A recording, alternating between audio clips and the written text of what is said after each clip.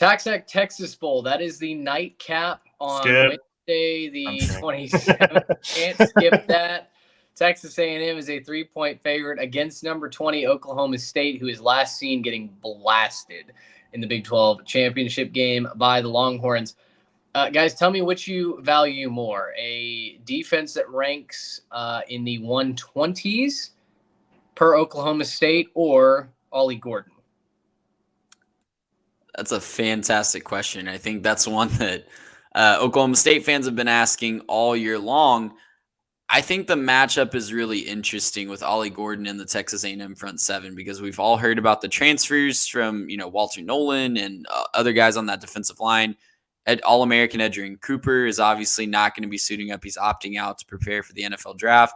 So Ollie Gordon has an opportunity to make the statement he wanted to make to an in-state team in Arlington that he did not get to make against the Texas Longhorns. So we'll see if he rises to that opportunity. But I think Texas A&M is going to move the ball as well. I think they're going to keep it on the ground a lot.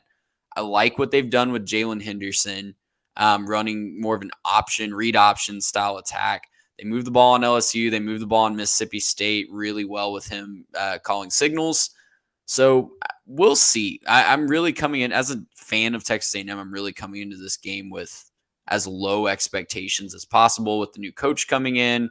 Yep. All the upheaval of the roster, all the, just turmoil that brings, the distractions of a new coach, the distractions of an interim coach recruiting for another team. That's a story for another episode. But I'm going to take Oklahoma State as the more cohesive entity right now. I think that they are more together.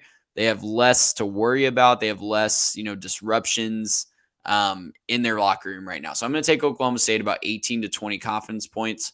Wouldn't surprise me if A&M wins this game, but I think Oklahoma State's more equipped to win on the field right now. Yeah, I think A&M a little bit cleaned out up the middle, so Ollie Gordon's going to have a lot of success. There's good players, obviously, still on that A&M roster, but I think the big problem is going to be linebackers fitting gaps. You got, Turin York, he's kind of the only guy with a lot of experience that's going to be coming back for this one. Outside of that, wouldn't be surprising to see a little bit of over pursuit from some of the A&M players and watching a lot of sort of cutback plays and a lot of just free grass in front of him for Ollie Gordon. So, yeah, I'm a big fan of the kid. Tease up Ollie Gordon. I think he's going to tear up A&M a lot.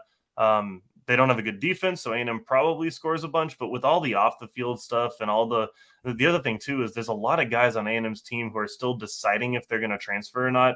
Mm-hmm. And that can't be good for just right now moments, thinking about prepping for the bowl, thinking about what you're going to be doing and practicing and whatever else.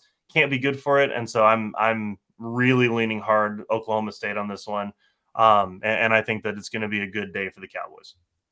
Oklahoma State's defense is bad enough that Texas A&M absolutely has a shot in this, but I agree. I mean, you can't look at the chewed up state of that run defense, especially at the linebacking unit with Edgerrin Cooper out, and think that A&M is the favorite in my eyes. Certainly not down to a third string quarterback. Now, Jalen Henderson, he's been fine. This is an audition for his next team, right? He's not going to be shouldn't be at Texas A&M next season. He's not going to play behind Connor Wegman and a host of talented quarterback prospects that are coming in. If he wants to stay the backup, great, but I don't think he really has a shot at starting next year. So Henderson may go ball out, and that would obviously be great for the Aggies. He's playing a defense that's not been able to get very many stops. I'm also going to lean Oklahoma State, though. I think this game, especially in bowl games, can be controlled on the ground when you bleed the clock. So I wouldn't be shocked to see A&M win this. They have more talent, but I'll lean Oklahoma State as well. I will say only real big point in A&M's favor is this game is played in Houston, so it's basically a home game for him. So, it's not the way a lot of Aggie fans wanted to end this season in Houston, but at the same time, when you underachieve as aggressively as Jimbo Fisher does, this is where you end up. Gracious him! How about